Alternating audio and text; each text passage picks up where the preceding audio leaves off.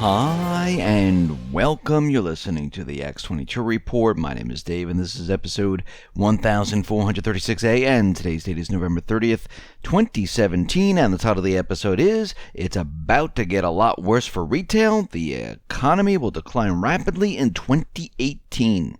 Now, before I get started, I just want to make an announcement. I uploaded an interview with Phil Sloan. It is on the X22 Report Spotlight YouTube channel. So all you need to do is go over to YouTube, type in X22 Report Spotlight. It will bring you to the interview. Or you can come over to the X22Report.com site or NewsSentinel.com site.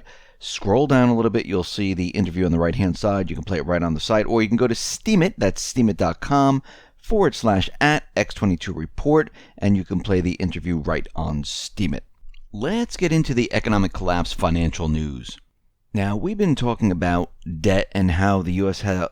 household debt has been rising. Now, it's been all over the corporate media, but of course they paint it in a different light. They say that debt is good, student loans are going up, fantastic, credit card debt moving up, that's fantastic, auto loans, the debt moving up, that's fantastic, because again, they are working hand in hand with the central banking system, which is part of the problem because debt is their product, and just because you have more debt doesn't mean the economy is doing better. Actually, it's the opposite, because you're borrowing money to go to school, you're borrowing money to purchase a car, you're borrowing money to purchase items in retail because you don't have the funds to do it yourself.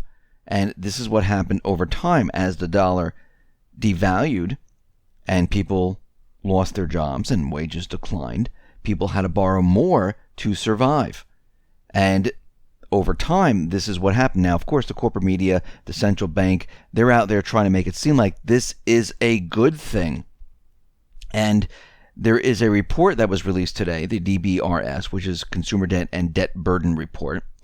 And it breaks down the different debts that we have here in the United States. Now, for the third quarter of 2017, there was approximately about $12.96 trillion worth of debt, representing an increase of $116 billion over the second quarter of 2017. Now, the debt level for the first three quarters of 2017 has continued to increase above the previous record debt level, which was established in the third quarter of 2008. Now, of course, this means that people are taking on more student loans, taking on more auto loans, using their credit cards. And you can lump mortgages in with that. But there is a problem because we see that things have changed. During the 2006, 2007, 2008, mortgages made up of most of the debt that was out there. So people took out mortgages. They purchased homes. Yes, there were others that purchased more than one home. And that was the leader in debt.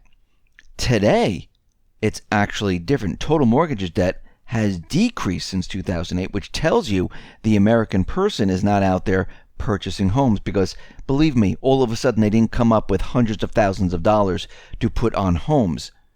What's happening is foreign entities, hedge funds, investment companies, they've been buying the houses and the American person has been sitting on the sidelines. This is another piece of evidence that shows that, guess what? People have not been taking out mortgages.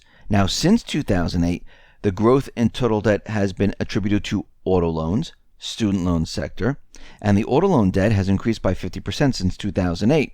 And again, this is because they brought in a lot of subprime individuals and they've been trying to boost the auto industry. Same thing with student loans. But a bigger concern flagged by the DBRS is that the growth in consumer debt is raising concerns when viewed in the context of the existing wage stagnation. And what they're saying here is that wages are declining, but debt is increasing. And this is a huge concern. And we can see right now that the debt right now is rising 60% faster than wages. And what this means is that people aren't going to be able to pay off the debt. And it's going to get a lot worse. Now, when inflation hits, it's really going to be terrible because that means that the value of the dollar decreases. That means you need more of that paper currency to purchase the same exact item because the value of that dollar decreased. And we've seen this over the years. This is why when you go to the supermarket, milk is no longer 20 cents or 15 cents or $1 or $2. It's $3 and change. Some places it's $4. And what we're seeing right now and what we're looking at is the Fed's most watched inflation indicator. It is ticked up in October, and this is the core PCE. Year over year, it has moved up. Now again, they're manipulating inflation. They offloaded inflation across to other countries, to the stock market, to the real estate industry. Everywhere they possibly can, this is what they've done. But eventually what's going to happen, it's all going to come back to the United States because we're seeing many different things happen all at once, especially out in the Middle East.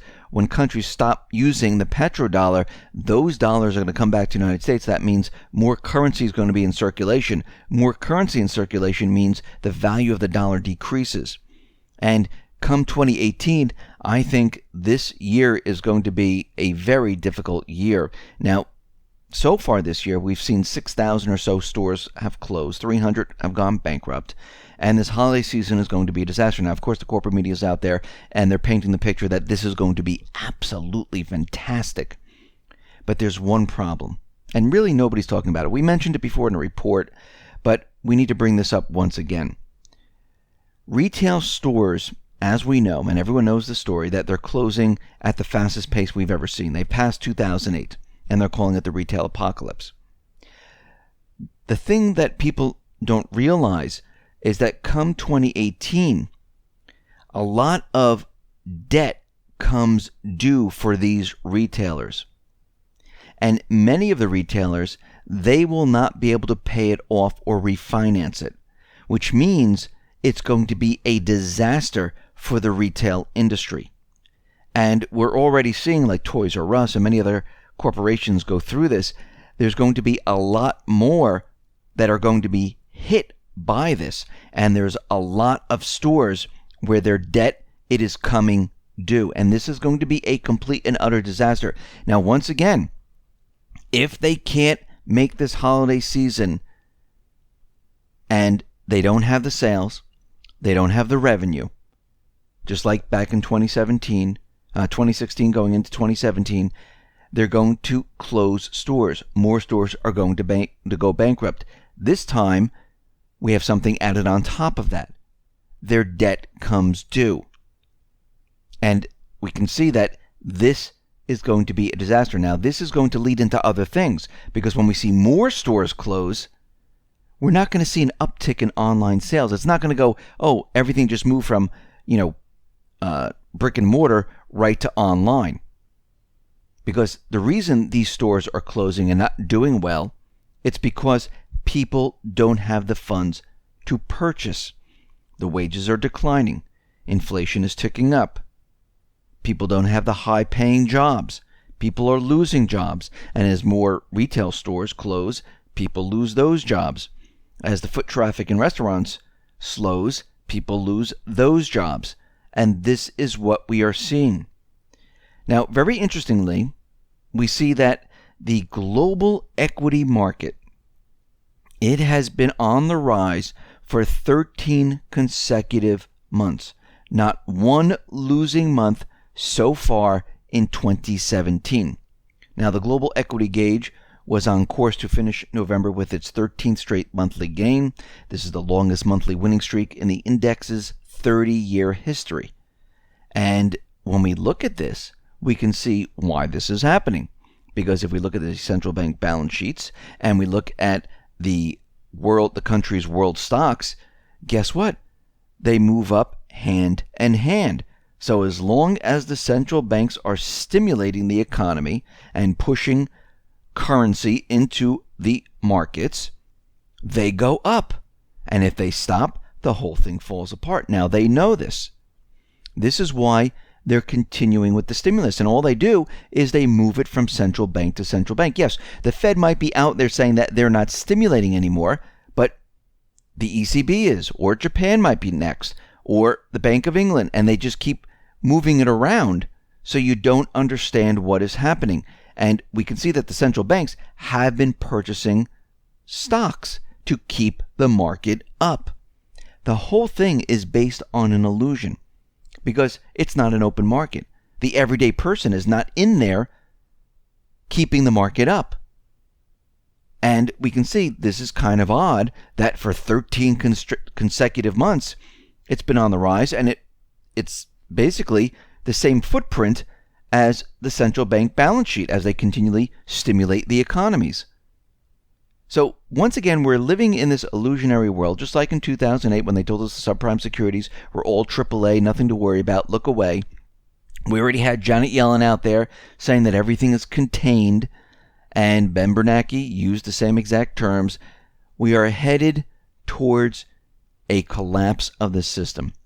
Eventually, what's going to happen is that other countries are going to look at the United States, look at the debt problem, look at Europe, look at the debt problem, and they're going to say, you know something? We're a little bit worried. And it's already started.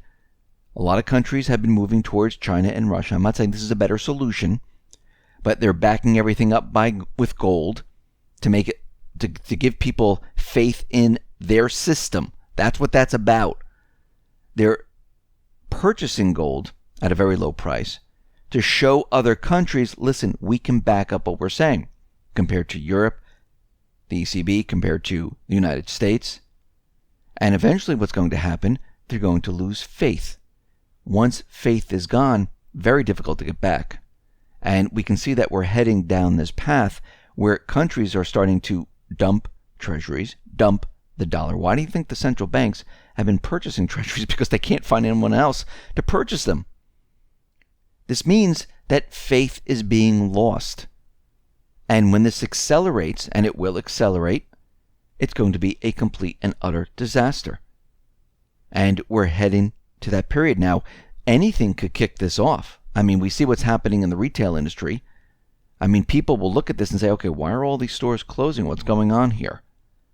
Why are these strip malls empty? Why are the malls empty?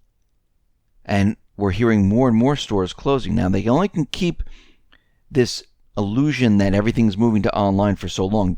Remember, go back a little bit. They tried to use the weather as the problem. Well, it's snowy, it's cold, it's rainy. This is why retail sales aren't doing well. Well, they had to shift away from that because it doesn't even make sense anymore. Pretty soon, the online sales, people are going to start pointing out that, well, wait a minute. We had $1 trillion business, and the online sales are only bringing in billions. What happened to the rest? And this is where it all falls apart, and we are headed towards that in 2018. At this point, looks like it's going to be a disaster. It's going to accelerate, and if you haven't prepared, I would start preparing. Listen, everyone, thanks a lot for listening. Be well, be safe, and especially be prepared. Thanks a lot.